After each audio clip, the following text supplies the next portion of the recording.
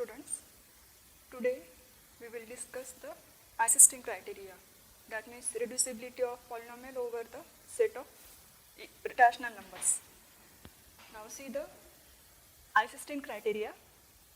Given that fx is a polynomial, a0 plus a1x plus anx raised to n belongs to zx. Means the coefficients of this polynomial a0, a1 up to an are from set of integers. Given also it is given that n is greater or equal 1, means this polynomial has degree greater than or equal to 1. Indirectly it is a non-constant polynomial. If there is a prime p, we know the prime number which is divisible by 1 and itself. There is a prime p such that p square does not divide the constant coefficient of the polynomial fx. P divides a0, p divides a1 and p divides the n minus 1th coefficient of fx called as an minus 1. P does not divide the leading coefficient. See, this is leading coefficient an for the polynomial f because it is the coefficient of highest power of x in this expression. Given that p square does not divide a0, p divides a0 up to p divides n minus 1th coefficient, namely an minus 1, and p does not divide the leading coefficient. Then Eisenstein criteria tells that fx is irreducible over q. Now what is irreducible? Polynomial. That polynomial fx cannot be factored into two or more non-constant polynomials. Then we say that the given polynomial is irreducible over the given field. Whatever that field, here the field is q. If possible, on contradictory, if possible, suppose fx is a reducible polynomial. Suppose fx is reducible over z, means f of x is written as gx into hx, where gx is a factor of fx and gx is a non-constant polynomial, say b0 plus b1x plus brx raised to r belongs to the ring zx. And another factor of fx is hx, which is denoted by c0 plus c1x plus up to cs raised to s. This is also from the ring zx. Remember that the degree of gx is r and degree of hx is s. Therefore, their leading coefficients br and cs respectively non-zero, where br and cs are non-zero coefficients such that degree of gx is less than degree of fx. See, gx is a factor of fx, therefore degree of gx must be less than the degree of fx. What is the degree of gx? Which is r, therefore r must be less than n. Similarly, degree of hx is also less than degree of fx, means s is less than n, provided that the addition of degrees of gx and hx is n. Because of what? We have the result degree, if fx is equal to gx into hx, then degree of fx is equal to degree of gx plus degree of hx. Here degree of gx is r and degree of hx is cs. Given that fx has degree n, therefore we must have r plus s is equal to n.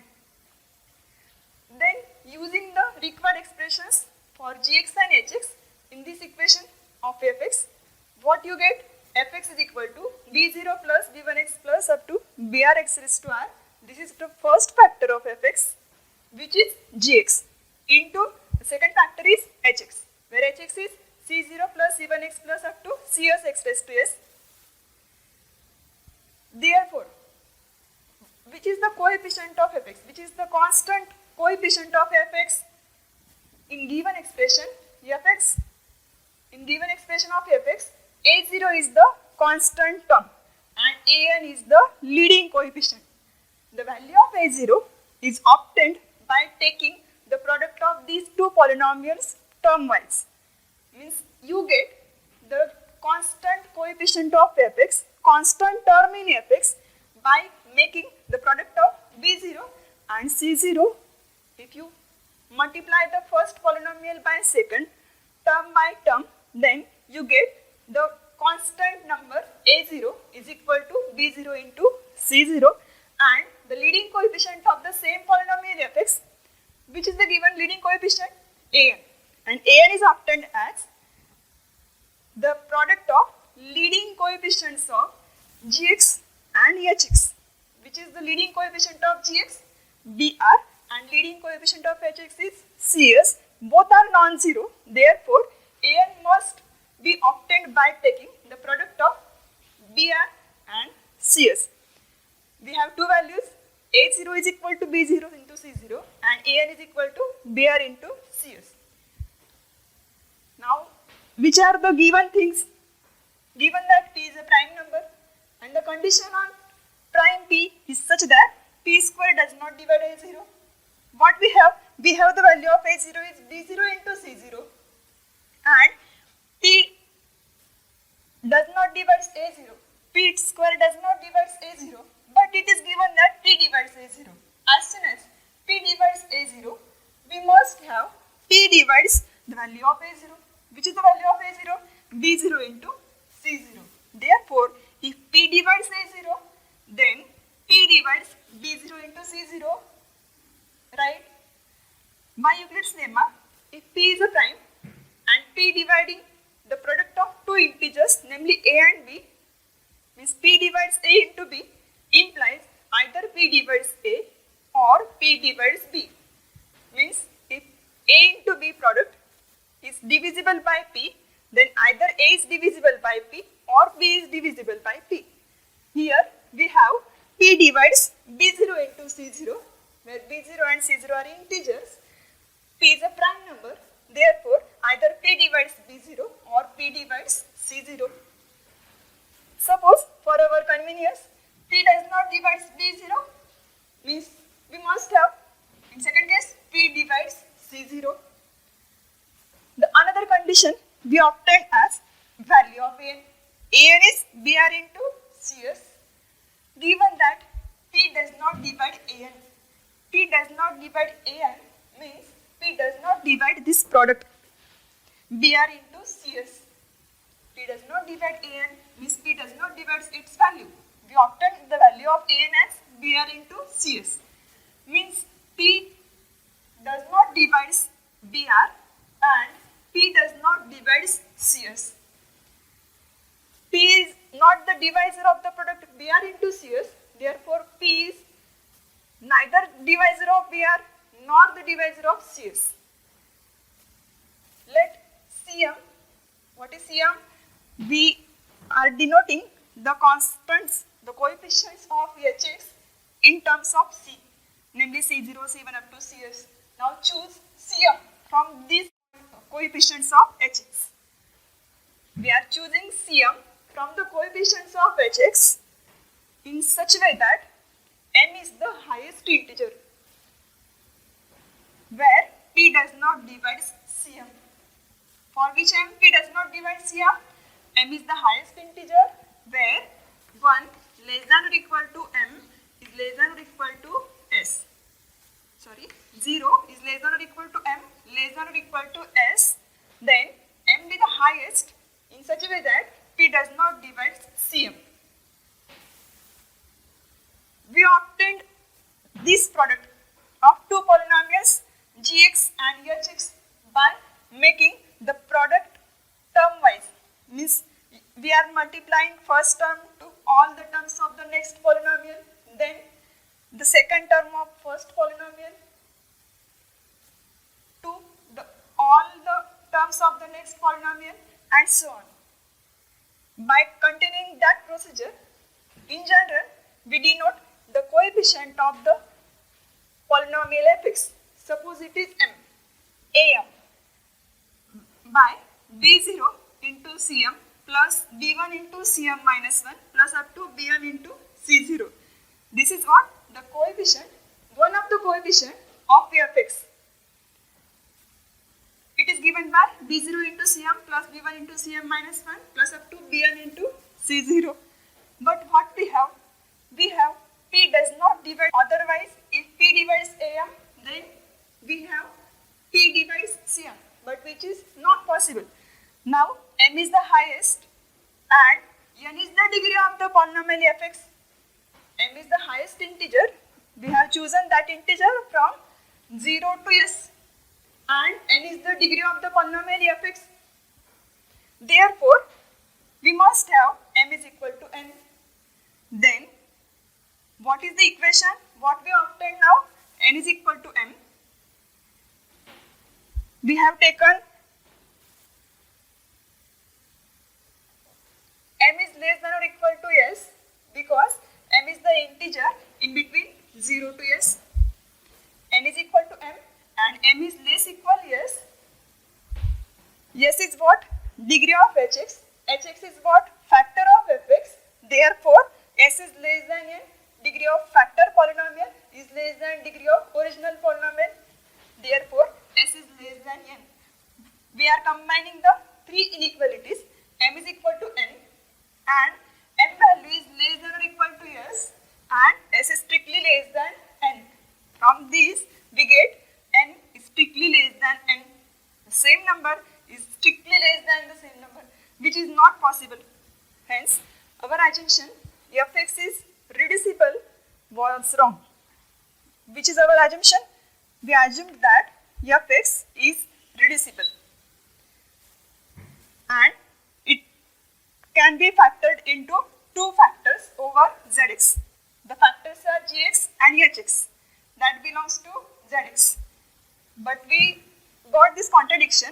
N is strictly less than n. Therefore, our assumption fx is reducible over z was wrong. Hence, fx is irreducible over z and hence it is irreducible over q. Now, let us see the next result.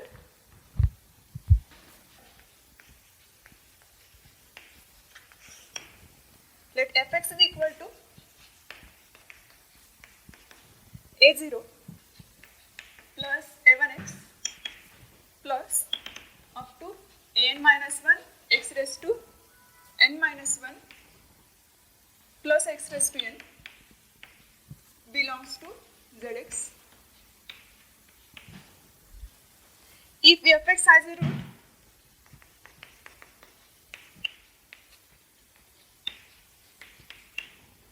a, small a, belongs to set of rational numbers, then a belongs to z. And one more condition on a is given that a divides a0.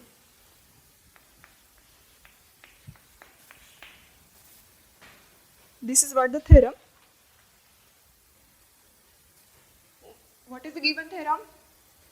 Given that there is one polynomial of degree n. See that the polynomial is monic polynomial because its leading coefficient is 1. We already discussed in last lecture the monic polynomial and primitive polynomial. Now fx is a0 plus a1x plus up to an x raised to n minus 1 x raised to n minus 1 plus x raised to n belongs to zx. Means all the coefficients are integers. If fx has a root, a belongs to q. What is meant by fx has a root, a belongs to q? A must satisfy this equation f of x is equal to 0. That is, f of a is equal to 0. Fx has a root, x is equal to a means f of a is equal to 0. Or a is satisfying the equation f of x is equal to 0. Given that a is a rational number, given that this polynomial fx has a rational root, then our work is what? We have to prove a belongs to z and a divides a0. Let a belongs to q. We take the purely rational number. Suppose a equal to alpha upon beta.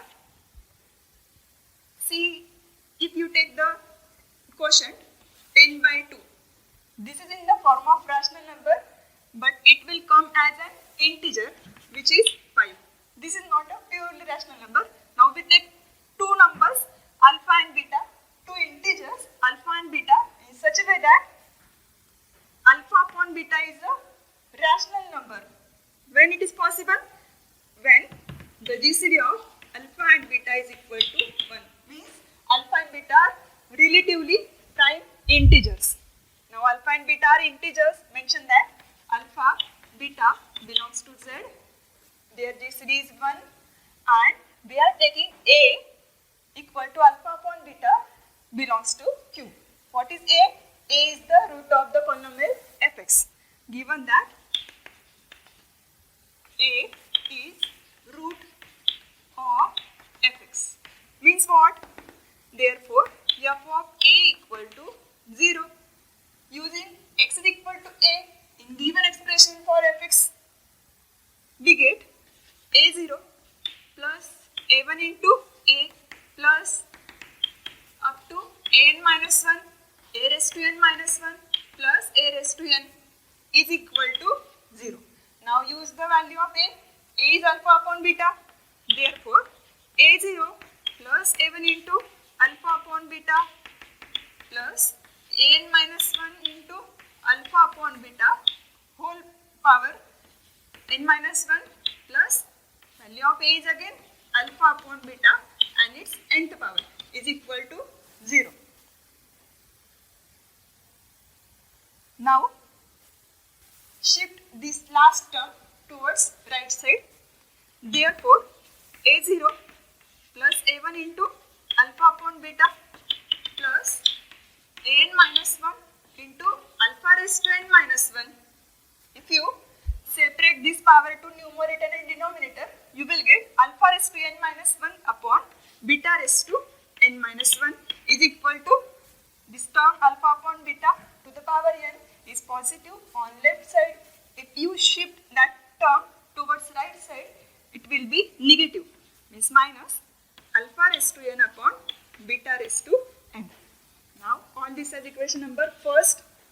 If you multiply this equation by beta raised to n minus 1, then you can obtain the left side, you can obtain the coefficient of the left side as integers.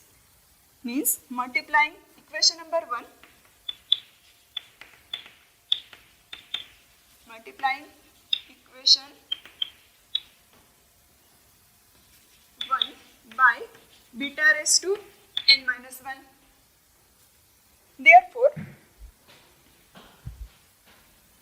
A0 beta raised to n minus 1 into A0 is the first term.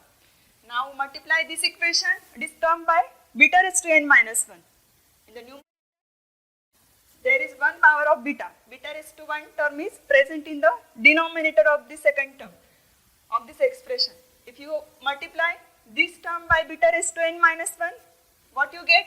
Plus A1 into alpha is same, which is the product? Beta raised to n minus 2 plus up to you are multiplying the whole equation by beta raised to n minus 1. Therefore, the last term of the left side is given by n minus 1 into beta raised to n minus 1. Beta raised to n minus 1 will get cancelled. What remains? Alpha raised to n minus 1 is there. And on right side, there is a nth power of beta in the denominator. There is only one term of right side where the denominator is beta raised to n, and you are multiplying this expression by beta raised to n minus 1. Therefore, the resultant expression on right side will be is equal to minus alpha raised to n upon beta raised to 1. Now see, which are alpha and beta? Alpha beta belongs to Z. They are integers.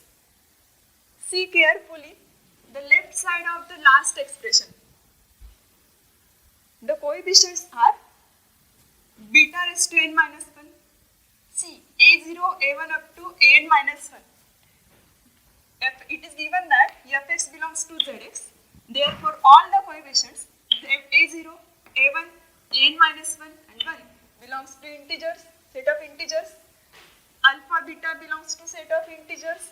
Therefore, their product and addition of that product must be an integer.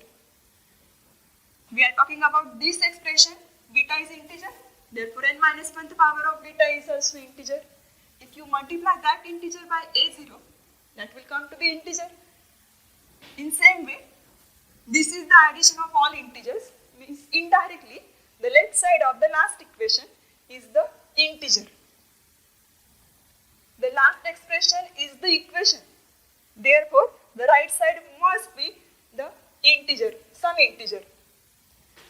Means minus alpha raised to n upon beta is an integer, as alpha, beta, a0, a1 up to an minus 1 are from integers. This implies beta raised to n minus 1 into a0 plus a1 into alpha, beta raised to n minus 2 plus an minus 1, alpha raised to n minus 1 belongs to z. As soon as this expression, this addition belongs to z, the right side of the last equation is also belongs to z. This implies minus alpha raised to n upon beta belongs to z, where this term will in z. If you take beta is equal to either 1 or minus 1, then this term minus alpha raised to n upon beta belongs to integers. This means what? Either beta equal to 1 or minus 1.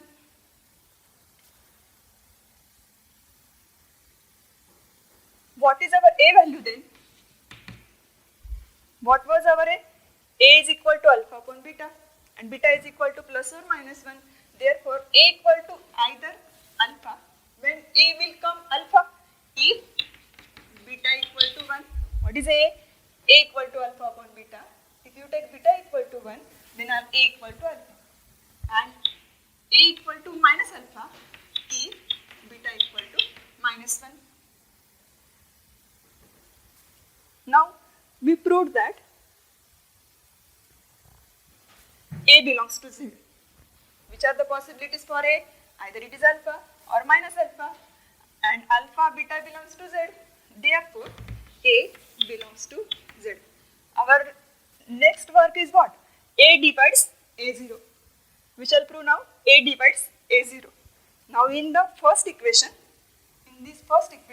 if you put the value of beta as 1 or minus 1, then see what will be the equation. Put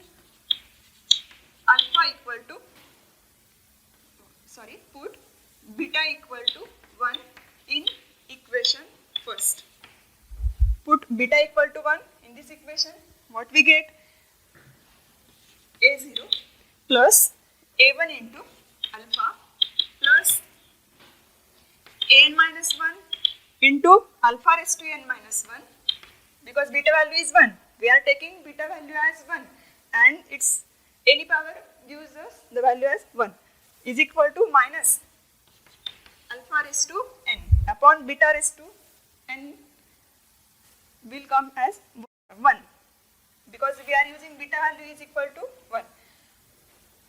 Now shift all the terms from a1 alpha up to n minus 1 alpha raised to n minus 1 towards right side of this equation. Therefore, a0 is equal to minus a1 alpha minus up to minus an minus 1 alpha raised to n minus 1 minus alpha raised to n, which is the possible common from right side of the last equation. We can take the alpha as a common from the last equation. Therefore,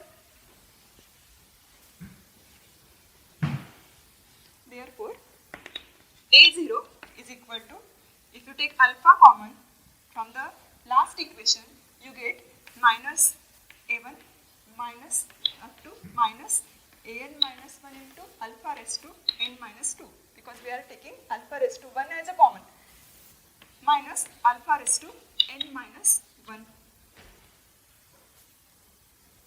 See this, a0 is alpha into some number. That some number is the integer, because we know that a0, a1 up to n minus 4 are integers. Alpha is an integer. Therefore, this bracketed term is also an integer. Hence, a0 is alpha into, suppose this term is gamma. What is the definition of divisibility? If a equal to b into x, a is written as multiple of b, where that multiple belongs to again set of integers. This implies b divides a, right? Therefore, here a0 is equal to alpha into another integer, means alpha divides a0. But what is alpha? Alpha is the value of a, because we proved that beta value must be equal to 1. Therefore, alpha divides a0. This gives us a divides a0. Because of what? Alpha, because of what? A equal to alpha upon beta is equal to alpha upon 1. Because in this case, we have beta value is equal to 1, which is equal to alpha. A is equal to alpha, and we proved that a divides a0. Now this is what? This is for only the case if beta equal to 1. Now if beta equal to minus 1, if beta equal to minus 1, then again you will get the same condition, which is our equation number first. If beta equal to 1 minus 1, then from equation number 1,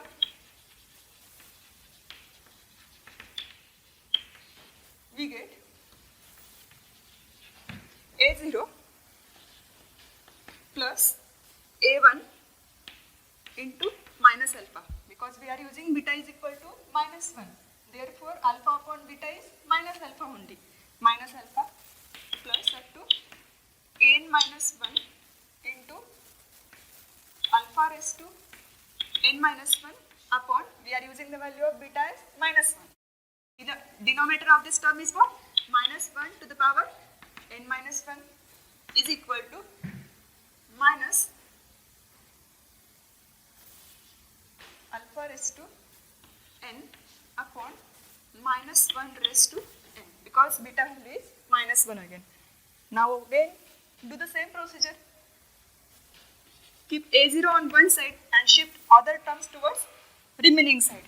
We get minus plus a1 into alpha plus dash dash dash minus an minus 1 alpha raised to n minus 1 upon minus 1 to the power n minus 1 minus alpha raised to n upon minus 1 raised to n. Again you can take alpha as a common from the last equation.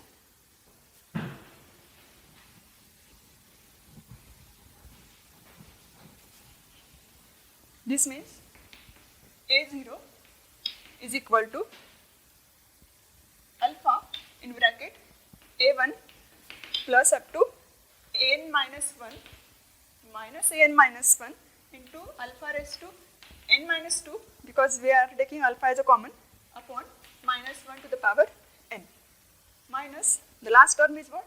Alpha raised to n minus 1 upon, the denominator is same, minus 1 to the power n. Now again we have a0 is the product of alpha and another integer. Therefore, alpha must be a divisor of the a0. Therefore, alpha divides a0. As soon as alpha divides a0, this means minus alpha also divides a0. What is minus alpha? In this case, beta is equal to minus 1. Here, beta equal to minus 1. Therefore, a equal to alpha upon beta changes to alpha upon minus 1 is equal to minus alpha. What we proved? Minus alpha divides a0. Therefore, a minus alpha is the value of a. Therefore, a divides a0. Today we proved two results. First is isosceles criteria. If the polynomial belongs to the ring of integers zx and there is one prime t such that t p square does not divide a0, p divides a0 up to p divides an minus 1 and p does not divide an, then fx is irreducible over q. That is the result to check polynomial, whether the polynomial is irreducible over rational numbers or not, given that the polynomial belongs to the ring of integers Zx. And this is the second result. If the polynomial is from the same ring of integers, if this polynomial has a root a in rational numbers, then a must belongs to z and a divides the constant term of the polynomial. A divides a0. Thank you, students.